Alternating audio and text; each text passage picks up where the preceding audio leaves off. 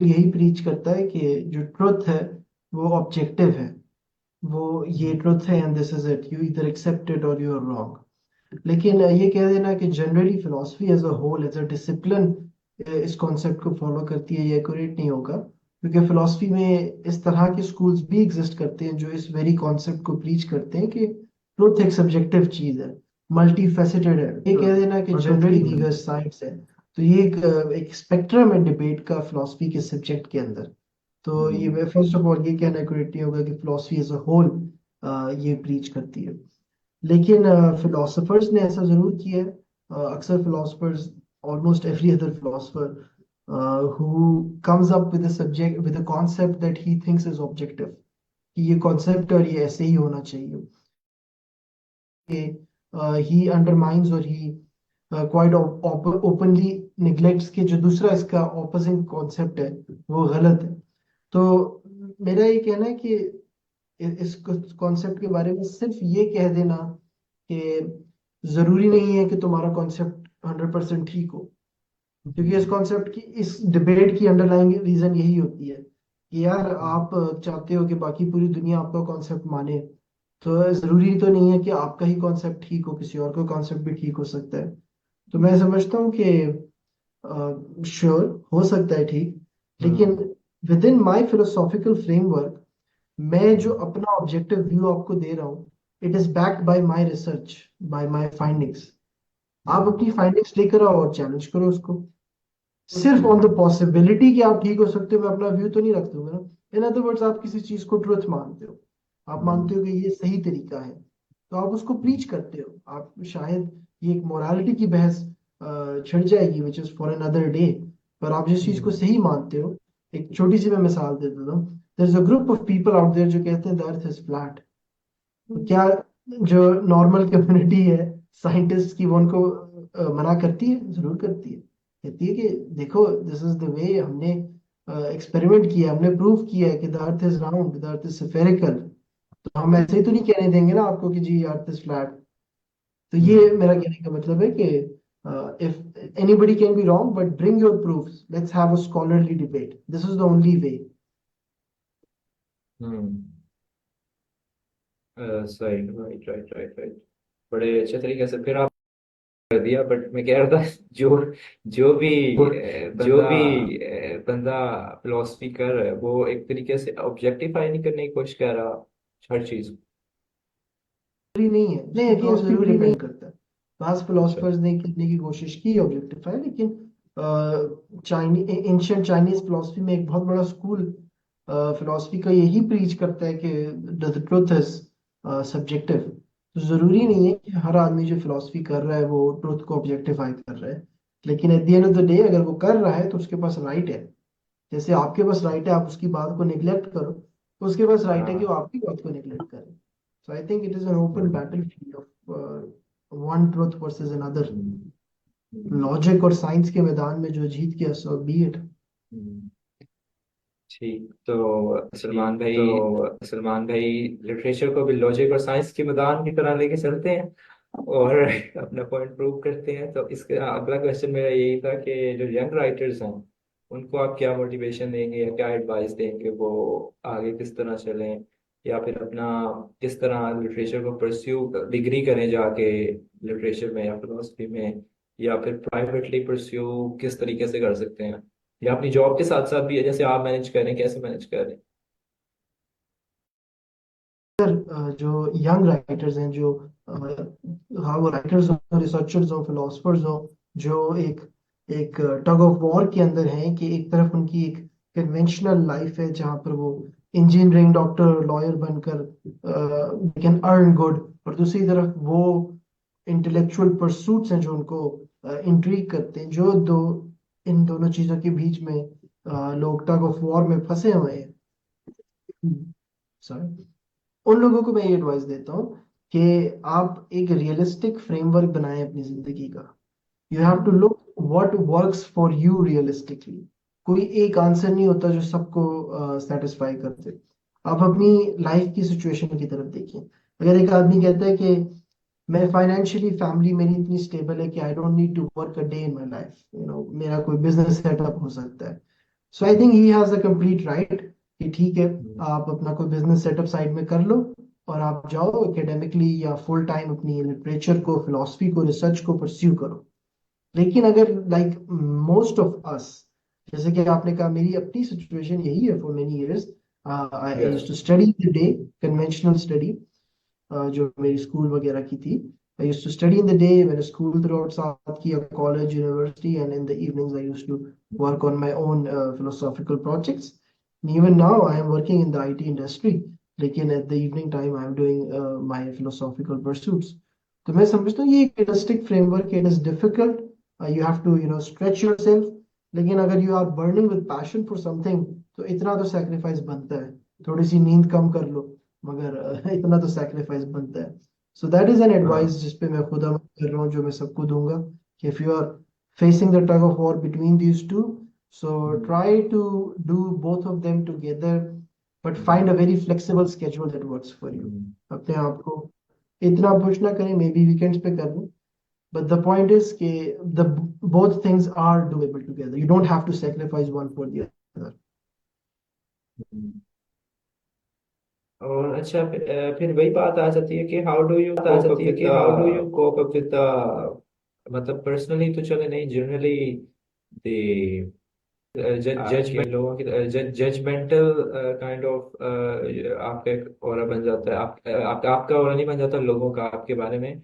और फिर credentials theory के इन जो थोड़े से पढ़े लिखे होते हैं वो बहुत ज्यादा कर रहे होते हैं कि इसका वजन नहीं ठीक, उसकी आप यही कहेंगे कि पुराने राइटर्स का भी नहीं ठीक था, तो अब जरूरी नहीं है कि अगर मैं आज शायरी करने लग जाता हूँ तो मैं परफेक्ट अच्छा, होके करने मैं लग नहीं जाऊँ। अच्छा तो मैं नहीं मैं इस तरह नहीं कहता कि पुरानी मैंने मिसाल दी थी कि पुराने एन पुराने शायर भी ऐसे हों जिनका वजन ठीक नहीं था। तो हर वो तो हर दौर में बुरे शायर हर दौर में गुजरे हैं, वो कहने का मतलब ये था। आपका जो सवाल है उसकी मैं उन लोगों के लिए जो शायद सोसाइटी के ये जजमेंटल बिहेवियर का शिकार हो रहे हैं, स्पेशली इसलिए क्योंकि उनके क्रेडेंशियल्स नहीं, it is a real thing, it is a very real thing. उनको मैं यही एडवाइस दूंगा कि once you have made it, nobody will ask for your credentials। ठीक है, आपने थ्रू आउट द इंटरव्यू शायद पीटरसन से लेकर ग्रीन से लेकर एक दो और ऑथर्स को कोट किया है, पर हाँ, आपका जो काम है वो आप उनकी क्रेडिबिलिटी की बेसिस के ऊपर पसंद नहीं करते, कि आपको हम्म, शायद पता भी ना हो कि ये किस यूनिवर्सिटी से पढ़ के निकले होते हैं। एन मुमकिन है वो हम्म, लिटरेचर या फिलोसफी या साइकोलॉजी से पढ़े लिखे भी ना हो, यानी उनकी फील्ड कोई हम्म, और। मैं यही कहूंगा, once you have made it, तब कोई आपके क्रेडेंशियल्स नहीं पूछेगा। आप अपने काम के लिए पहचाने जाएं, आप अपनी डिग्री के लिए ना पहचाने जाएं। और हम्म, इससे उल्टा भी देखने के लिए आता है, हमारी तो रोज ही इंटरेक्शन होती है, अच्छे खासे अवार्ड याफ्ता डिग्री होल्डर्स हमें मिलते हैं कि जी इन्होंने पीएचडी की हुई है फिलोसफी में और ये और वो, और जब हम उनके हाँ, साथ बैठकर एक कन्वर्सेशन करते हैं तो इट्स सैड कि वो they don't have the essence of philosophy in them. तो मैं यही कहूंगा कि आप अगर आपका पैशन है, आप उस काम के समझते हैं कि लिटरेचर हो या रिसर्च हो या फिलोसफी, आप वो कर सकते हैं, go for it. Don't hmm, don't think about लोग क्या कहेंगे। That's the basic dilemma you have to come out of. Once you have hmm, made it, your work will speak for itself, your degree will not. बहुत ही कंडेंसेंडिंग I think एक statement आई है, but but फिर भी before conclusion मैं सलमान भाई से question करूंगा कि आप ने कहा कि एक हम्बल अप्रोच होनी चाहिए, एक स्टूडेंट बिहेवियर होना चाहिए स्टूडेंट जैसा, लेकिन जिनको आप पढ़ते हैं ना, नीचे आई थिंक हम्बल था, वो बहुत एरोगेंट था। मैंने उसकी 10 बुक ज़रातुस्त्रा में पढ़ा, और वुड्सवर्थ भी बहुत एरोगेंट ही था, जो कि हमें लगता है कि नहीं होगा। तो उसके बारे में फिर आप क्या कहेंगे कि जो राइटर्स हैं वो तो खुद तो ना उनमें हम्बलनेस थी, ना उनमें शाइनेस थी, और ना वो इतने ज्यादा कि हमने नहीं देखिए, थे। ये एक जनरलाइज स्टेटमेंट तो नहीं है ना कि सारे राइटर्स एरोगेंट थे। हाँ, हाँ, आप नहीं मतलब हाँ, सोक्रेटिस लेकिन शेक्सपियर, हाँ, सोक्रेटिस तो शुरू होती है हमारी जो सिलसिला है, for the most hmm, part in his basic most hmm, philosophy is I know only one thing, that I don't know anything. To know is to know that you hmm, don't know. तो Socrates से hmm, तो humble इंसान ही कोई नहीं है पूरी philosophy में। उसको ओरेकल्स और एथनियंस बाहर से आकर कहते थे कि he is the wisest of all, और वो हम्म, उसको लोग कहते थे कि तुम्हें तो ओरेकल्स, उनके गॉड्स कह रहे हैं कि तुम वाइजेस्ट मैन हो ग्रीस में। वो कहते थे नहीं नहीं, हाँ। I know nothing. तो हम्म, वो एक हम्बलनेस की भी तो एक एग्जांपल एग्जिस्ट करती है। रही बात नीचा की, Nietzsche is not a role model for anyone, ठीक है। सॉरी, नीचे नोटा, सॉरी मुझे सुना नहीं। It's he is not a role model for anyone अच्छा। कैटेगोरिकली, ठीक है। मैंने अच्छा। नीचे के साथ बहुत क्लोजली काम किया उसकी वर्क्स के ऊपर, पर अगर आप देखोगे most of it is criticism. तो वो इस तरह से नहीं है। Most of it is criticism. I wrote an entire critic commentary on his book Beyond Good and Evil. तो most of it is criticism. Just because किसी की कोई एक bad quality हो कि वो arrogant था, हम्म, तो we don't throw his entire work out. हम्म, तो that's the balance we try to find कि ठीक है, आपका philosophical work मैं for the work as it is understand करूंगा। पर रही बात रोल मॉडल्स की या अपने एटीट्यूड को करने की, तो we look for the good role models like Socrates for example. तो हम्म, yeah. राइट। अच्छा, अब मैं कंक्लूजन की तरफ जाते हुए आप बता कंक्लूजन की रहे हैं कि तरफ बुक जाते हुए आप बता रहे हैं कि बुक्स पढ़ने का बेनिफिट क्या है और आउटपुट क्या है। जैसे कोई भी काम करते हैं उसका आउटपुट होता है, बुक्स पढ़ने की क्या आउटपुट है, और जो लोग बुक्स नहीं पढ़ते क्या लैक लैक रह जाता है उनमें। ऑफ कोर्स आर्टिकुलेट उतना नहीं होते, मैं ठीक है बात, बट इससे अलावा। जैसे मैंने बात शुरू की कि literature is a form of artistic expression of human emotion, human intellect भी। तो किसी इंसान की लिखी हुई बुक इस तरह है जैसे आप उस इंसान की दिल की बात समझ रहे हैं। तो कोई बुक पढ़ना इस तरह है जैसे आप किसी इंसान से कन्वर्सेशन कर रहे हैं बहुत ज्यादा डेप्थ के अंदर। तो आप ये समझें कि आप 100 साल पुरानी लिखी किताब पढ़ रहे हैं, इट इज लाइक आप 100 साल पुराने इंसान से कन्वर्सेशन कर रहे हैं। So all the wisdom, all the insight, all the experiences जो आप पर्सनली नहीं कर सकते, बुक्स आपको वो करवा सकती। हम्म, आप शायद वर्ल्ड टूर नहीं कर सकते, आप दुनिया की हर सिटी में नहीं जा सकते, but the closest you can come two is कि कोई बुक आपको वो एक्सपीरियंस एक इंतहाई हम्म, खूबसूरत आर्टिस्टिक एक्सप्रेशन के अंदर समझा दे। So in many ways you live that. So I think that is the benefit of book. ये कोहेसिव हो जाना, ये थोड़ा सा आर्टिकुलेट हो जाना, ये तो बाय प्रोडक्ट्स है उसके। लेकिन हम्म, असल वो एक्सपीरियंस है जो आप फील करते हो when you are in that book, it is like talking to someone that takes you to another world. So I think hmm, जो बुक्स नहीं पढ़ते they are missing out a whole experience as a whole. Hmm, तो definitely आप अपना हम्म, category choose करें, आप अपना नीश choose करें। हर किस्म की बुक हर किसी को नहीं सूट करेगी, लेकिन वट एवर यू लाइक आप उसके अंदर पढ़ें। And this is from personal experience that worlds of experiences will become eliminated for you. हम्म।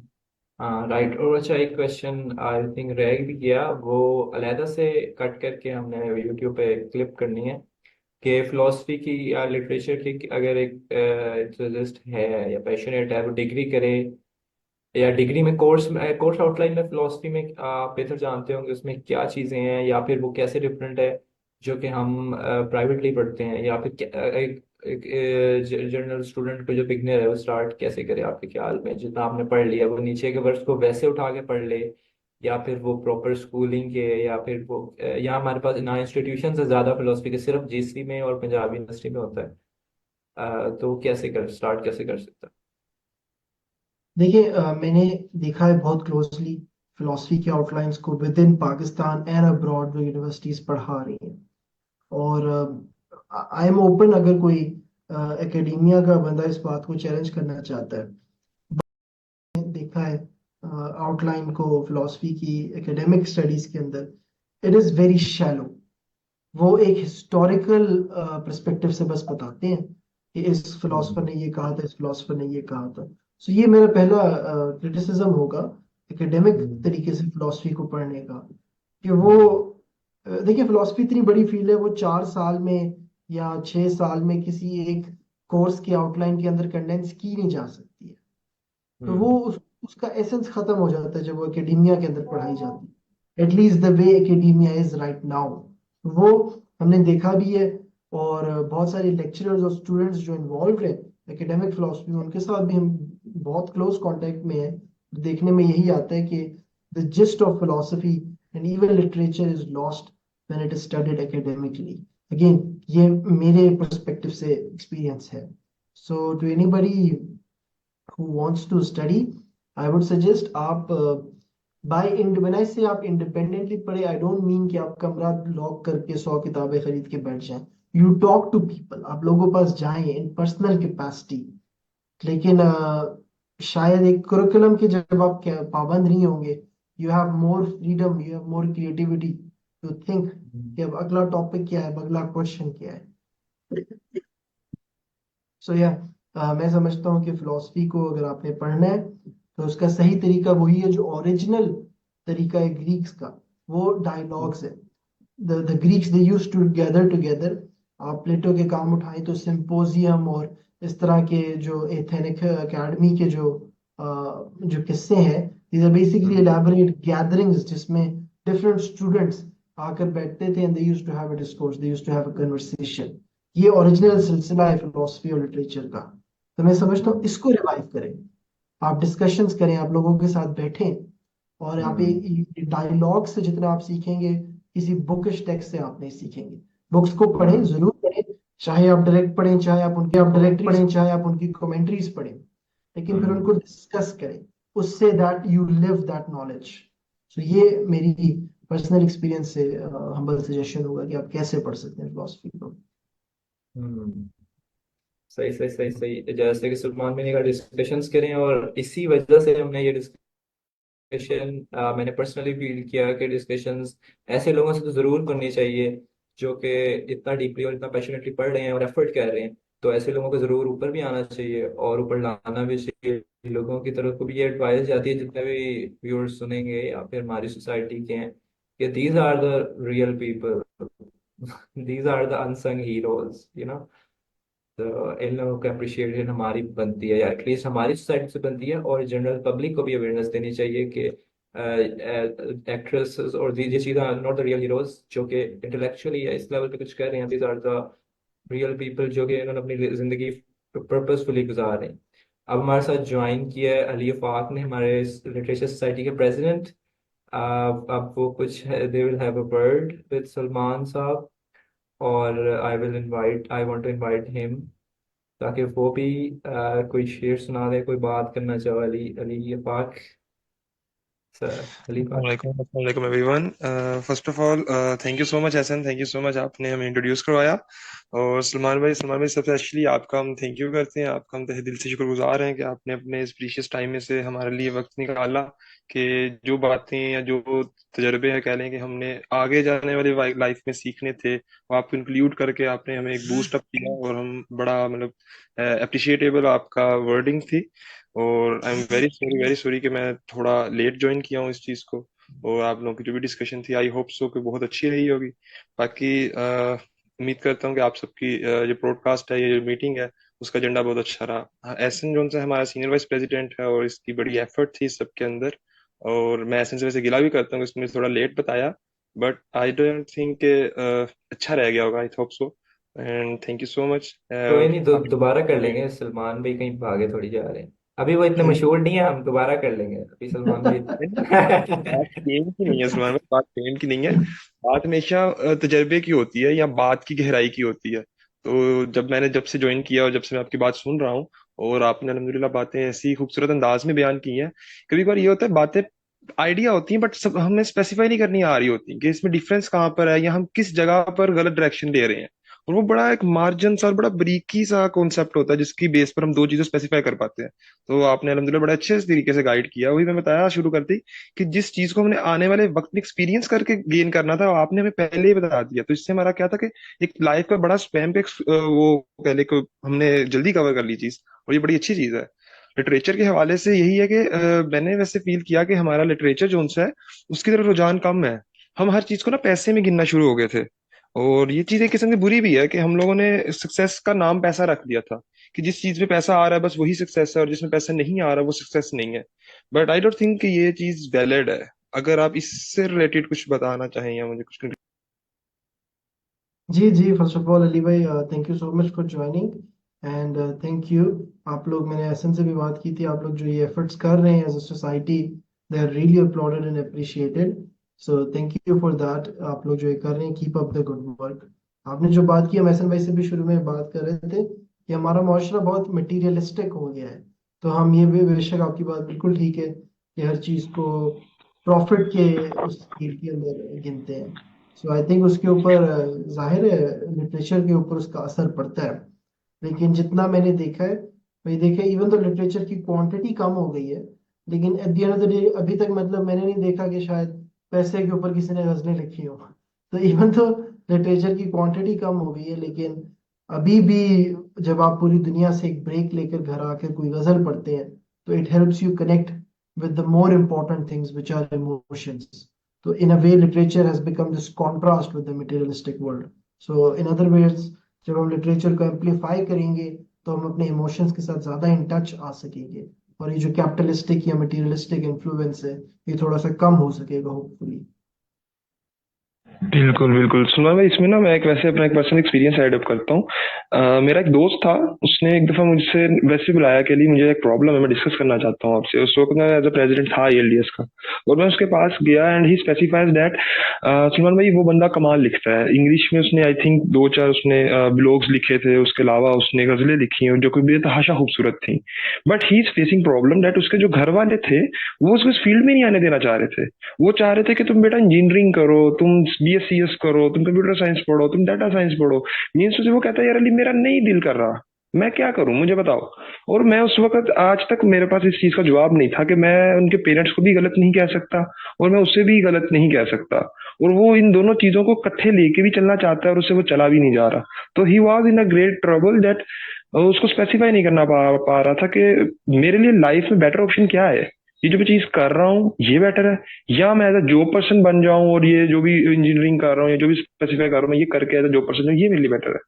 तो मेरे पास आज तक इस चीज का जवाब नहीं था कि मैं उसे क्या कहता वहां पर। ये अगर मैं इसमें कुछ सजेस्ट कर सकूं, मैंने पहले भी जिक्र किया है कि इससे ज्यादा बड़ी फिलॉसफी कोई नहीं है, रिस्पॉन्सिबिलिटीज को सर अंजाम दे। अगर तो आप डॉक्टर या लॉयर या कुछ बन रहे हैं सिर्फ सोसाइटी को दिखाने के लिए, तो वो तो कॉन्सेप्ट ही सिरे से गलत है। लेकिन at the end of the day ठीक है, आपने अपनी फैमिली को या अपनी सोसाइटी को सपोर्ट करना है किसी ना किसी तरीके से फाइनेंशियली, ये एक ऑब्लिगेशन है, ये एक रिस्पॉन्सिबिलिटी है। तो मैं समझता हूँ कि इसको देखना चाहिए कि आप कैसे इसको सॉर्ट कर सकते हैं। आप कोई बिजनेस डाल लें, आप कोई ऑनलाइन जॉब कर लें, या आप कोई ऐसी जॉब कर लें जो आपके लिए थोड़ी सी आसान है। यानी बिल्कुल ही एक ऐसी चीज ना पकड़ लें जिसका आपको कुछ भी समझ नहीं आता। यानी अगर आपको थोड़ी सी कंप्यूटर समझ आती है या मेडिसिन समझ आती है, आप उस तरफ चले जाएं, तो वो आप करें एट द डे टाइम। लेकिन आप कोशिश करें कि अपना इवनिंग का, अपना वीकेंड्स का जो भी फ्लेक्सिबल स्केड्यूल बनता है, उसके अंदर आप लिटरेचर और फिलोसफी को या जो भी आपके पैशन है उसको परस्यू करें। सॉरी, इस पे मैं एक छोटी सी एक एग्जांपल ये देना चाहूंगा। एक एक फिलोसफर गुजरे हैं, मार्कस अरेलियस। उनकी आप अक्सर सुनते होंगे कोट्स वगैरह। He was a statesman. और बहुत सारे लोगों को लगता है कि फिलोसफर्स बस इसी तरह थे कि वो और कोई काम नहीं करते। That is not true. बहुत सारे इनमें से फिलोसफर्स बिजनेसमैन थे, स्टेट्समैन थे, स्कल्पचर्स थे, और दीगर नॉर्मल ऑड जॉब्स भी किया करते थे। And in his book Meditations, Marcus actually has this passage where he talks about कि मैंने बहुत कोशिश की कि मैं कोई पीसफुल सा कॉर्नर ढूंढूं जिसमें बैठ के मैं फिलोसफी लिखूं। लेकिन मुझे रियलाइज हुआ मेरी जो ये टेबल है, जो मेरा ऑफिस है, जिसमें सारा बाजार का शोर और डिप्लोमेसी और ब्यूरोक्रेसी का शोर है, इसके बीच में जो मेरे से आर्टिस्टिक एक्सप्रेशन होता है वो कहीं और नहीं होता। क्योंकि जैसे मैंने पहले कहा कि वो एक कॉन्ट्रास्ट निखर के बाहर आता है। तो खैर, ये लिटरेचर की ज्यादा इंटीमेट डिटेल्स है, लेकिन कहने का मतलब ये कि कंप्लीटली दुनिया की रिस्पॉन्सिबिलिटी से भाग जाना, इसमें कोई विजडम, कोई फिलोसफी, कोई लिटरेचर नहीं। आप उसको कंटिन्यू रखें और थोड़ी सी एफर्ट करें, थोड़ी सी मेहनत करें कि आप अपने फ्लेक्सिबल टाइम स्केड्यूल के अंदर लिटरेचर वगैरह को कंटिन्यू कर सकें। ठीक है सुन भाई, थैंक यू सो मच। बाकी ये सजेशन बड़ी ही खूबसूरत है और यही मेरे ख्याल से बेटर ऑप्शन है, इसी को ही करना चाहिए। क्योंकि जाहिर सी बात है लाइफ इस तरह नहीं गुजरती for the sake of butterflies. आपको कुछ ना कुछ करना पड़ता है, you need to do hard work for the life, और मेरे ख्याल से यही बेटर है उसके लिए। Thank you so much Salman भाई, आपके प्रीशियस टाइम के लिए, और आपकी आमद का बहुत शुक्रिया। Thank you so much. Thank you Ali, thank you Ehsan भाई बुलाने का। And once again keep up the good work जो आप लोग कर रहे हैं सोसाइटी के थ्रू। Thank you so much. I think wind up करें इसको फिर। जी जी okay. Thank you very much जी सलमान भाई, थैंक आप लीव कर सकते हैं। Thank you very much. चलिए, बहुत शुक्रिया Ehsan, nice ji talking to you. इंशाल्लाह फिर जी कभी बात होती है, या अगर आप लोग जी लाहौर आते हैं तो मुलाकात होती है। अस्सलाम जी वालेकुम। इंशाल्लाह। वाह।